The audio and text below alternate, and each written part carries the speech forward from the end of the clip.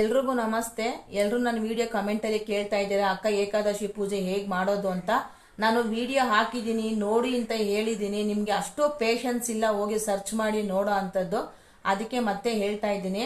ಏಕಾದಶಿ ವ್ರತ ಮಾಡೋ ಅಂಥವ್ರು ರಾಯರ ಫೋಟೋನೆಲ್ಲ ಒರೆಸಿ ಅರ್ಶಿನ ಕುಂಕುಮ ಯಾವುದೇ ಕಾರಣಕ್ಕೂ ಇಡಬಾರ್ದು ನೋಡಿ. ಬರೀ ಗಂಧ ಮಾತ್ರ ಇಡಬೇಕು. ಅವತ್ತಿನ ದಿವಸ ತುಳಸಿ ಅಲಂಕಾರ ಮಾತ್ರ ಮಾಡಬೇಕು, ಹೂವಿನ ಅಲಂಕಾರ ಮಾಡೋ ಹಾಗಿಲ್ಲ. ಹಾಗೆ ಹಾಲು ಹಣ್ಣು ಕೂಡ ರಾಯರಿಗೆ ನೈವೇದ್ಯಗೆ ಇಡೋ ಹಾಗಿಲ್ಲ. ಏನಿರೋ ಒಂದು ಗ್ಲಾಸಲ್ಲಿ ನೀರಿಟ್ಟು ತುಳಸಿ ಮಾತ್ರ ಹಾಕ್ಬೇಕು ರಾಯರಿಗೆ. ಕೆಲ್ಸಕ್ಕೆ ಹೋಗುವಂಥವ್ರು ಅಕ್ಕ ನಾವು ಹಾಲು ಹಣ್ಣು ತಿನ್ಬೋದಾ, ಸುಸ್ತಾಗುತ್ತೆ ಅಂತ ಹೇಳ್ತಾ ಇದ್ದೀರಾ.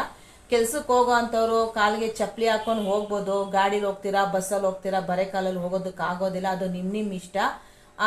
ನಮ್ಮ ಕೈ ಇರೋದಕ್ಕೆ ಆಗೋದಿಲ್ಲ, ಸುಸ್ತು ಆರೋಗ್ಯ ಸಮಸ್ಯೆ ಇರೋರು ಮಾತ್ರ ತಗೊಬೇಕು ಅನ್ನೋರು ಹಾಲು ಹಣ್ಣು ಎಳ್ನೀರು ಕುಡ್ಕೊಂಡು ರಾಯರು ವ್ರತ ಏಕಾದಶಿ ಪೂಜೆ ಮಾಡಬಹುದು.